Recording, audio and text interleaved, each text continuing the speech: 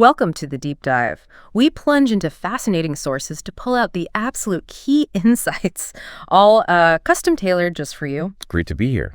Today, we're taking a really unique exploration, a deep dive into biopsychology, glands, instincts, and spiritual grace. And this is all based on the profound writings of Shrii Anandamurtiji. This isn't, just a discussion. It's about digging into that incredible, really intricate interplay happening inside our own bodies and minds. Yeah. Offering kind of a shortcut, maybe, to understanding the very architecture of how we work. And we're really excited to guide you through this. Our mission today, really, is to uncover how our physical selves, particularly our glands, profoundly shape our instincts, our thoughts. Right. And even, our potential for higher consciousness. This isn't going to be some dry anatomy lecture. It's definitely not. No, it's an exploration of this dynamic, interconnected system that defines our whole human experience. And it promises some surprising, truly transformative insights, I think. Okay, so let's jump right in. We often think instincts are fixed, right? Like something we're born with, a baby sucking, that kind of thing. Yeah, standard reflexes. Exactly. Yeah. But Shrii Anandamurtiji introduces this fascinating concept, non-inborn instincts. What does that actually mean? How do these fundamental parts of us emerge after we're born? That's a fantastic starting point. And it's really insightful how he explains this unfolding. So inside the womb, the child's plexus, these are like key nerve centers. Okay. They aren't fully active. Why? Because the child isn't breathing on its own yet. Makes sense. But the moment the child is born, takes that first breath, the respiratory system fires up, and these plexus start developing rapidly. Okay. And this kicks off a whole cascade. You see physical changes, hormone secretions begin, and these physical shifts directly influence thoughts and instincts. It's quite direct. Wow. And Shrii Anandamurtiji points out this happens at different rates depending on things like climate. For instance, a kid's skin might thicken up around age 6 in colder places, Right. but maybe age 4 in hotter climates. And alongside that physical change, you see new behaviors pop up, like a child starts showing more affection for siblings, wanting to play more. So the physical is directly shaping the psychic, the mental. Exactly. It's a remarkable illustration of that connection. The physical undeniably shapes the psychic. That's profound. Just thinking that our environment, even our breath, influences something as deep as our personality developing. And speaking of vital components, Shrii Anandamurtiji talks about lymph. He calls it an unsung hero almost. The raw material or super fuel that feeds the body's factories are glands. Absolutely. Lymph is incredibly vital. It's produced from what he calls the quinquelemental factors of this universe. Quinquelemental factors. Okay, what does that mean practically? It's basically the energy and vitality we absorb from the 5 fundamental elements. Think water, air, light, but also subtler energies. It's like a concentrated essence the body creates. Okay, like a potent fuel source. Precisely. And when this lymph contacts an activated gland, boom, hormones are created. Simple as that. Well, the mechanism is complex, but the principle is direct. And here's where it gets really interesting. Any surplus lymph goes straight to the brain. To the brain. Yep. Nourishing nerve cells, directly contributing to our intelligence, our mental sharpness. So this raises a big question then. How do we optimize this? How do we get more of this beneficial lymph? Right. And Shrii Anandamurtiji emphasizes the role of positive and negative catalytic agents, negative environments. Like what, specifically? He mentions things like cinema halls, prostitute quarters, busy commercial places, essentially, physically overstimulating or distracting environments, or psychically negative things like bad discussions, bad books, bad thoughts. Okay, things that drain or distract us. Exactly.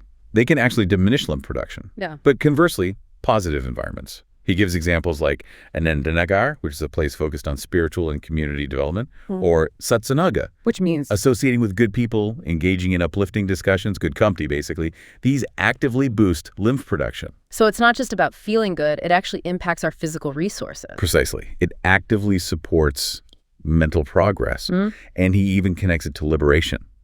It's a really progressive, holistic view. Our environment deeply impacts our potential. That's powerful. Our surroundings aren't just affecting mood, they're affecting the raw fuel for our intelligence and hormones. Okay, let's zoom in then. If lymph is the fuel, the glands are the specialized factories using it. Shrii Anandamurtiji digs into their specific roles, not just physically, but in shaping personality, drives even our moral sense. This is where it gets really intricate, doesn't it? Absolutely. This is where the connections become really specific and honestly quite surprising. Let's start with some foundational ones. The tests in ovaries. Okay. They typically develop around age 13 in hotter climates, maybe 15 in colder ones. In males, the testes use that lymph to create semen. This directly influences nerves, thoughts, creates sex desire. Right, the obvious connection. But here's the nuance. If the secretion is normal, it fosters a sense of dutifulness. He gives the example of a boy feeling proud to obey his father, a sense of responsibility. Okay, interesting. What about oversecretion? This is where a remarkable transformation is possible. It develops a spirit of rationality. Physically, you see pubic and armpit hair growth around 15-17 hot, 17-18 cold climates. But crucially, this oversecretion can actually transform what was initially sex longing into something higher, like universalism or love for parama purusa, the supreme consciousness. Wow, really? From sex drive to universal love? Yes. It can even spark the idea to become great. It suggests this kind of profound internal alchemy is possible, elevating a primal urge towards higher aspirations. It points to an incredible potential within us. That's a truly surprising link. How does he explain that transformation? Is it like redirecting energy? It seems to be exactly that, a subtle redirection and elevation of that same vital energy, moving it from a sort of lower, more self-focused impulse to a higher, more expansive one. Okay. And what about the flip side? Undersecretion. Well, undersecretion for the testes can lead to less positive traits, a very cruel nature. He gives a stark example of a boy harming an insect without remorse. Oh, dear. Also, unsocial tendencies, less kindness, and interestingly, a tendency to support dogma without the moral strength to question things or embrace new ideas. It can even hinder intelligence by affecting the solar plexus. So it has wide-ranging effects. Very wide-ranging, and the sources are quite pointed about condemning forced castration, the Koja system, calling it barbarous, and against fundamental human rights. Rightfully so. It leads to a loss of dutifulness, responsibility, physical changes like less hair, loss of sex feeling. And for females, the ovaries convert lymph into ova for reproduction and also play a key role in milk production, that connection to nurturing. Got it. Okay, what's next in this glandular orchestra? Moving on, let's talk about the prostate gland. This is linked to the emergence of shyness or shamefulness, usually around ages 3 to 5. Before that, a little kid might run around naked without a second thought. Yes, I know the stage. Exactly. Now, if there's oversecretion from the prostate, it can lead towards a kind of melancholia. A melancholia, like sadness. More like deep existential questioning, asking things like, what's the point of creation? Why did Parama Purusa make this universe? A really contemplative, almost philosophical state. Interesting. And undersecretion. That results in a fearful nature. Yeah. And even potentially psychic hallucinations like seeing a ghost in broad daylight, he mentions. No. So direct biological links to these quite intense inner states. Incredibly direct. It really highlights how interconnected everything is, doesn't it? Physical, psychic, it's all woven together. And it reinforces that idea that all plexi and all glands are interdependent, all relying on that lymphatic system for the raw materials. It really is like an orchestra, each part affecting the whole sound. Okay, next up, the solar plexus. He places this mid-chest. What's its unique role? The solar plexus is fascinating. When it develops, it specifically arouses love for children. This seems pretty universal, across species even. For males, this development often coincides with beard growth. A thick beard is even seen as a positive sign, especially if the man also develops love for parama puruso. It's mentioned as a possible related sign in those with strong spiritual inclinations and solar plexus development. Low secretion here means less beard growth, and often a lack of love for children, sometimes seen in sterile individuals. And it's critical. Extremely critical. He states that if it were dissociated from the body, the person would die instantly. It's the very foundation for all higher human wants, our higher aspirations and desires. Wow, okay. Foundational indeed. And finally, the thyroid and parathyroid glands. In males, their activity brings about a deeper voice, the growth of a mustache, and increased self-reliance. okay, and undersecretion. In males, undersecretion can lead to a quarrelsome nature. In females, undersecretion might manifest as being irrational and developing vanity. These traits, too, are classed as non-inborn instincts. So personality traits directly linked. And Shrii Anandamurtiji gives a general timeline too. Full gland development around 24 in hot climates, 26 in cold, Physical decline starts around 39, with mental decline following later. Acknowledging the biological clock, essentially. Yes, acknowledging the body as a biological machine. But crucially, he has a very forward-looking, optimistic note. Much research needs to be done on this subject for the all-round welfare of living beings. That's great. A call for more understanding for everyone's benefit. Exactly. It's a really progressive call to use this knowledge for betterment. So we've laid out this incredible biological foundation. What does it all mean for our highest goals, our spiritual journey, what he calls apex psychology? This feels like where it all connects up. This is absolutely where the biological and the spiritual merge seamlessly. Take the pituitary gland. It becomes tremendously active around age 13, significantly after the sex glands develop. Okay, interesting timing. And this activity ignites a deep thirst for spirituality. Now, this isn't seen as random. It's considered a direct result of sadhana spiritual practices done in previous lives. Ah, so past karma or tendencies playing out. Exactly, creating a kind of psychic readiness. And for real spiritual progress from this point, he stresses the critical need for proper guidance from a preceptor, a spiritual guide. Guidance is key. Absolutely. And he warns strongly against bad company, which can totally derail this innate spiritual longing. The pituitary is described as fundamentally psychospiritual in nature. Psychospiritual, and from there. From the pituitary, the mind's focus, its energy, can rise to the pineal gland. He states that concentration on the controlling point of the pineal gland can lead to salvation within a short span of time.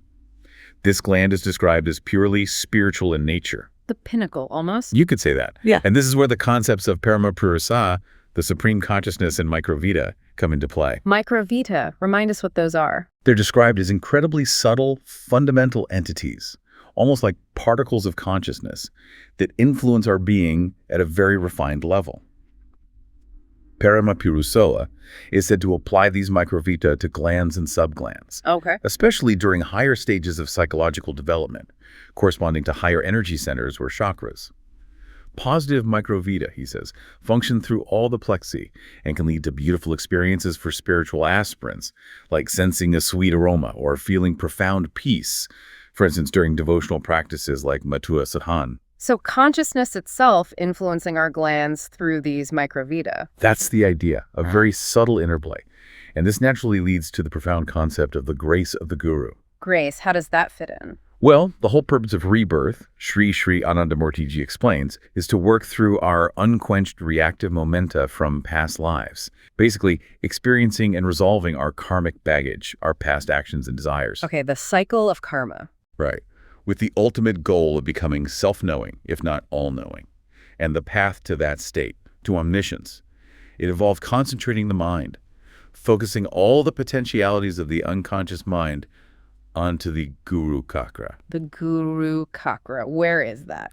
It's described as a vital center for spiritual insight, located just below the pineal gland, often considered virtually the same as the Sahasrara Chakra, the crown chakra. The hyacinth. Mm-hmm.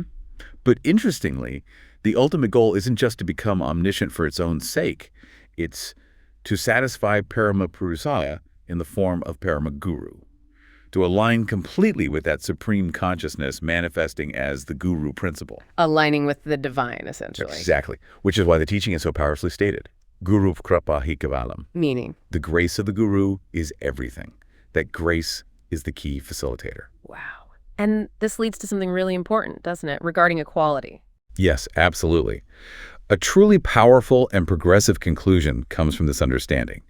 Shrii Anandamurtiji states clearly there is no difference between the pineal and pituitary glands of males and females. No biological difference in these key spiritual glands. None whatsoever, which means, therefore, that any arguments used historically or otherwise to claim women aren't entitled to spiritual salvation are fundamentally wrong based on this biopsychology. So full equality in spiritual potential. Exactly. Men and women are equally entitled to spiritual salvation.